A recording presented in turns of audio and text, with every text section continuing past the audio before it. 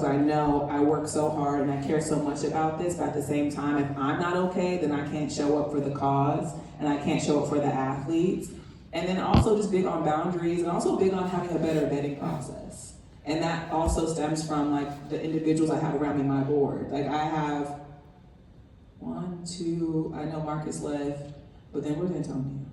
So I have 3 board members that are also like speakers, and I also can rely on them and delegate things to them as well. So that also helps.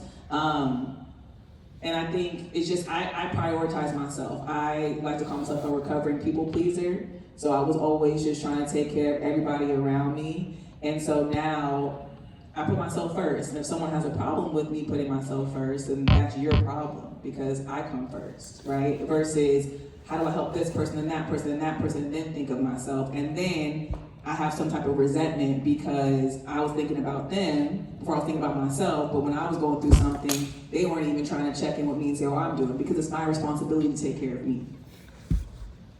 Yeah, man, and this is so interesting because I remember, after the first conference and we were just talking and I would check in with her and she would share, kind of bits and pieces, but we weren't that close yet, right? So it's like, I'm gonna share a little bit, but like, hold on, man, I don't really know you like that yet. I ain't sharing all my information. And so, over time, because it's like, man, every blue moon, I just check in because it was like genuine, right? Like, I just really want to know what's up with you and how you doing. Like, forget the conference, like, how are you? And so that allowed that trust to be built over time. So I just think it's important also for us in the room to when we are stewards of people, you can feel when people need a little nudge, right? And so go ahead and just shoot them some positive energy, right? It don't cost you nothing to just, say something positive or lift them up, or you know what I'm saying? It don't always have to be monetary. You could just check on people, shoot them a text, or just see how things are going.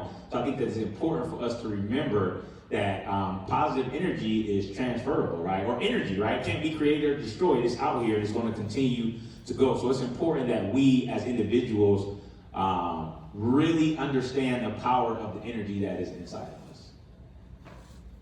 Next question.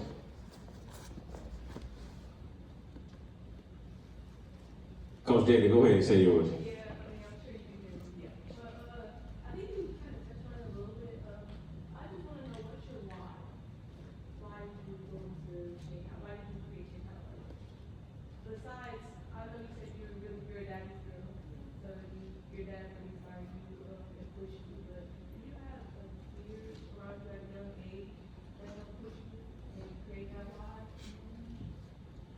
No. I would say, so Shakeout actually stems from something that my dad instilled in me, because Shakeout, if you look up the dictionary definition, is talking about basically turnover in an industry, right? That means people are constantly phased in and out of an industry. And so when I was younger, I played all sports.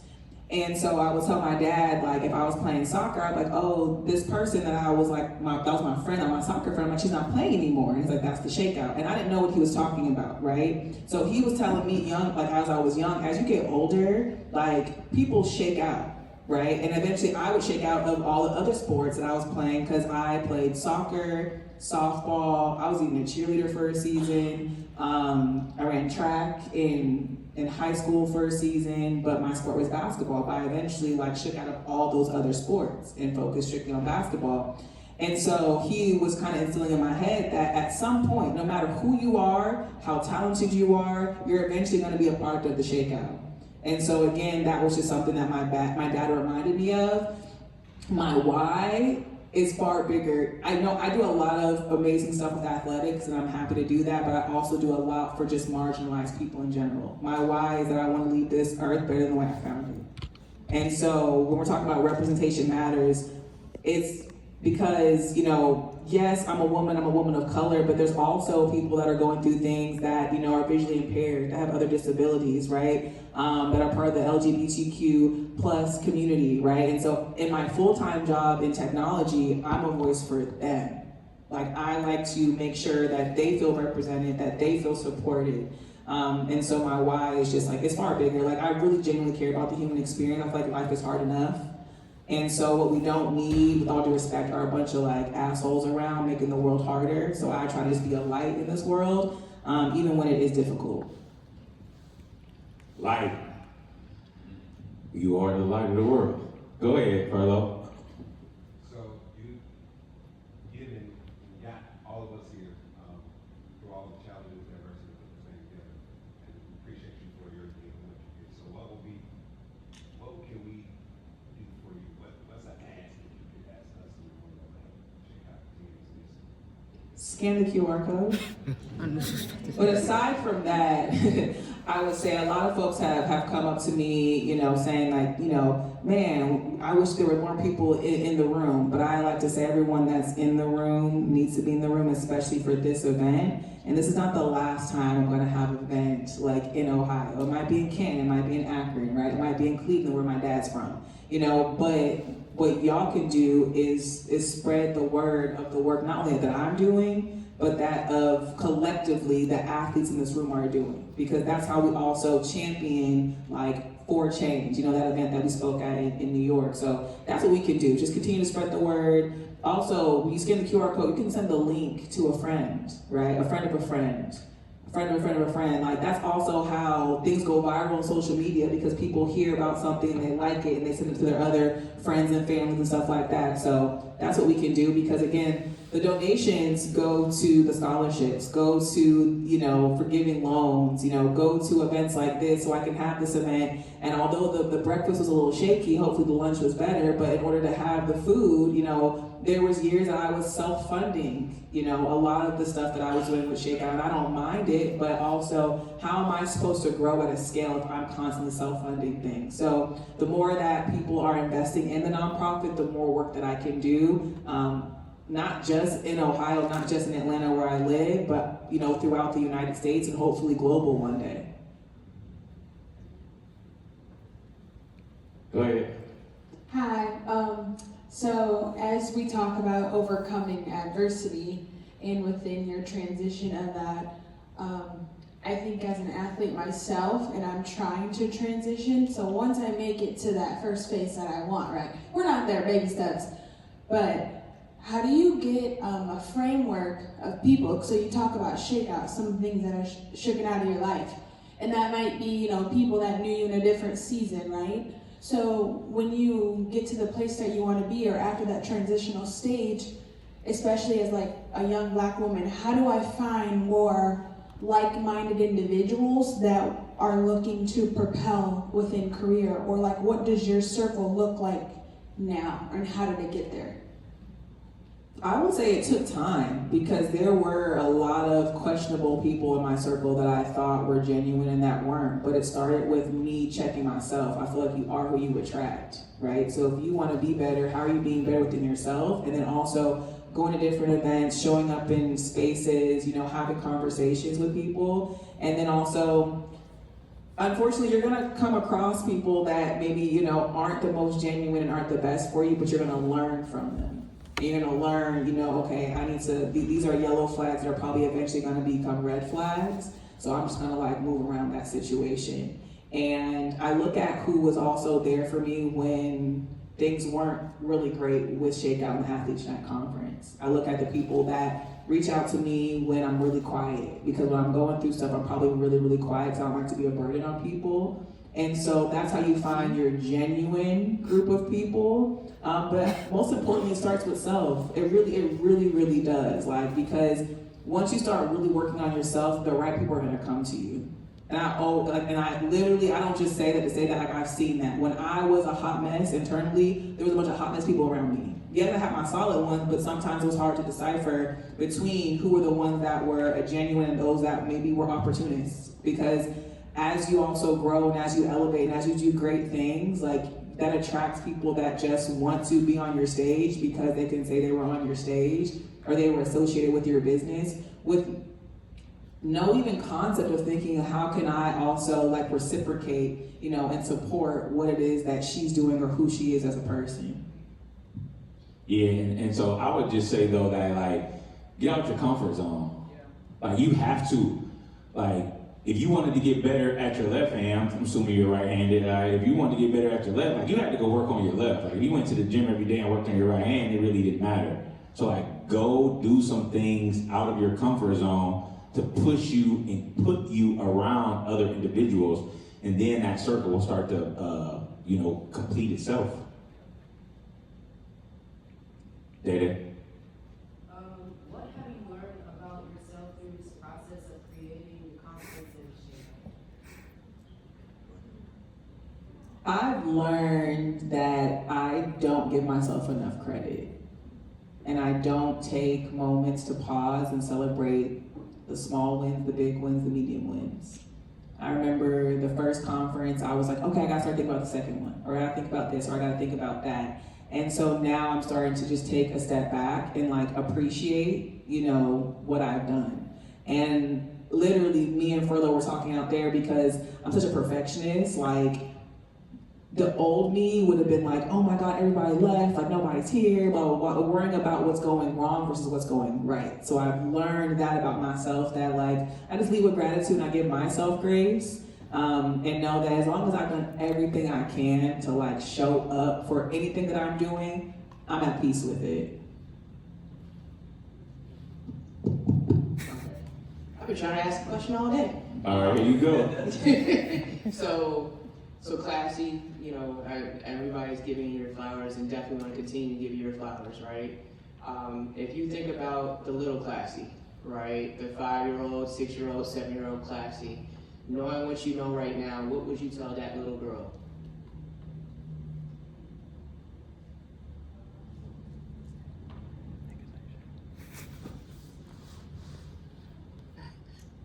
Wow, that was a good question. I was actually on our list too. It was. I'll let you marinate. I'm gonna answer. I know you asked Classye, but since we up here together, I'm gonna answer.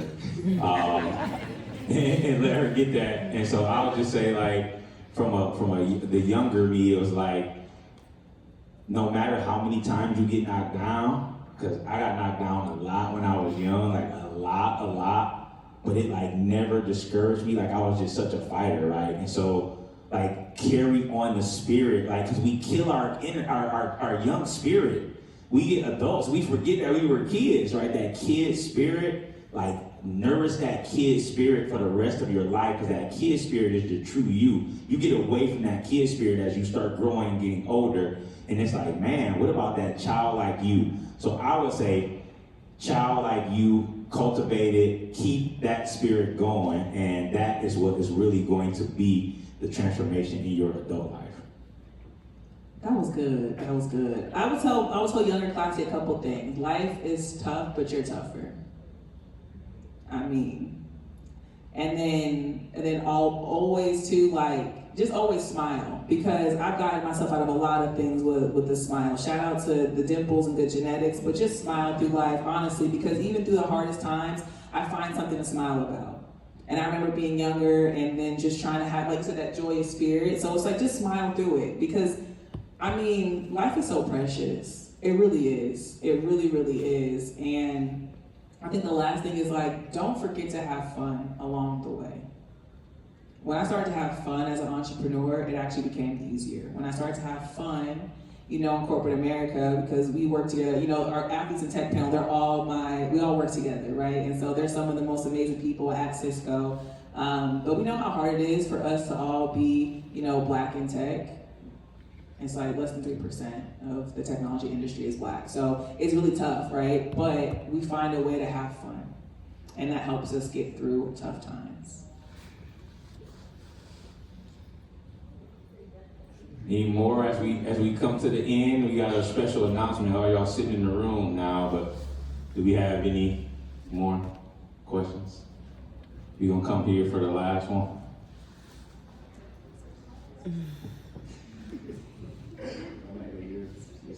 No, really quick, I think obviously you've talked about the highs and lows of the Athletes United Conference, whether it's sponsorship or whether it's people in presence, whether it's speakers, whatever. All that aside, like, what is Athletes Unite? What does it look like kind of at its pinnacle? Like, it may not be 1,000 people, it may not be, like, what does that look like to you with your vision? If you take out all the barriers, you say this would be the perfect look. I would say definitely I don't want it to be big. I like boutique, small, intimate events. I feel like a lot of us probably have gone to large conferences where you feel just like swallowed up in all of the multiple sessions and the breakout rooms and the people. But at its pinnacle, I don't know if it's at its pinnacle, but I can talk about what I want to do next because I'm always evolving and changing. I actually want to take Athlete Unite Conference to like a school every year and make it for that school's current athletes and their alumni. And also get the local businesses around to be the sponsors and the investors in it, right? Bring in some alumni to come speak on the stage, bring in some like outside speakers, you know, some of the speakers that are on the stage today, and then start to just impact a school every year.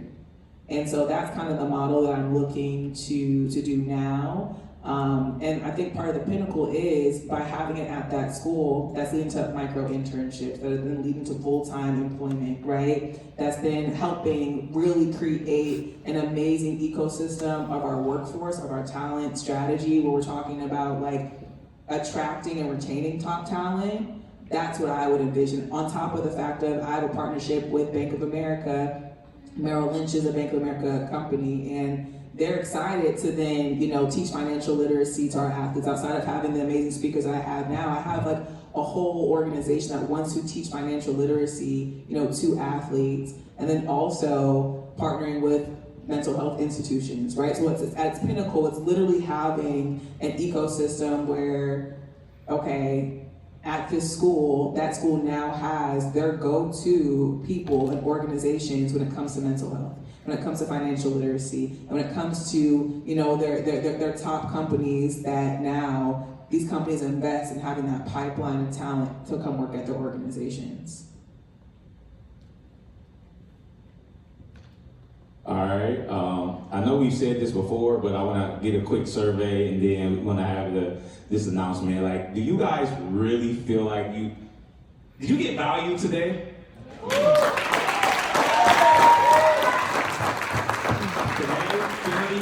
If you got value today, did you learn something today? So you feel like you ate, you learned something, like it was really worth your time.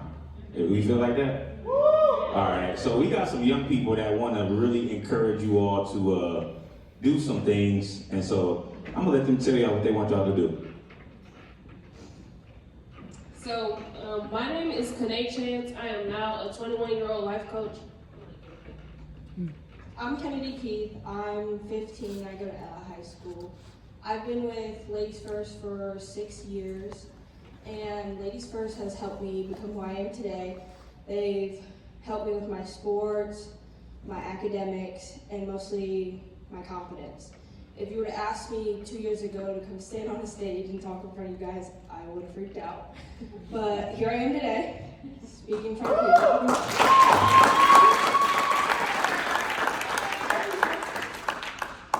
So they've helped me step out of my comfort zone, and we're here to ask you to help us and donate to help more people like me. So, I'm going to tell a little bit about my story and about how Ladies First has helped me. So, like Kennedy said, all the sports, the school, all that. But for me, I ended up getting 4 concussions in high school. So I had 2 my junior year and 2 my senior year. So I played basketball, if I didn't say that already. But so that ended my basketball career. But with Coach JoJo and Ladies First, he didn't only help me with basketball in schools, but he helped me with my life after basketball. Like, I can call him at any time, and he's gonna be there. It's not just an organization, it's family. Like, I spoke to Jada and Maisha. I haven't seen Maisha. She moved to Columbus, and since high school, since she graduated. And we're just all a family. Like, Dede, that's my sister. I've been knowing Dede since we was 10 years old. But it's not just not just a basketball organization, it's a family. For young people who look like me and want something like this, we need your help. We need the donations just to keep inspiring the young people. And last thing, this conference isn't about us, it's about y'all. And I just inspire everybody in here to help these young kids. Like, we already transitioned from life after sports. Now it's their turn, and it's our turn to help them with when their ball stops bouncing or the track isn't there anymore. And I just want to say thank you all for coming. I hope you all took something from this conference today. And thank you both for having it. So with that being said, the next generation inspired by Classye. She has the QR code. You heard from these kids. Y'all better not tell these kids no. Scan that QR code, support Shakeout so that things like this can continue to happen. So I'm gonna let the greatest of all time close us out. Well, I'm going to keep it short and sweet. I just want to thank everyone for showing up today, for yourselves, for the young ladies in the room, and also for the people that can't be here. Like, we're going to continue to spread the word through our content. I also want to shout out to Kevin and our Angel for shooting this amazing content so that we can continue to tell the story of what happened today and continue to impact the lives of thousands of athletes. So I just want to thank everyone, and then also you get a free self-guided tour of the Hall of Fame. Please enjoy it. We have pizza coming too. And then if you also have not had an opportunity to check out the Hall of Fame store, you get 20% off. I got a hoodie there. So just enjoy the rest of your day. And again, thank you all for showing up.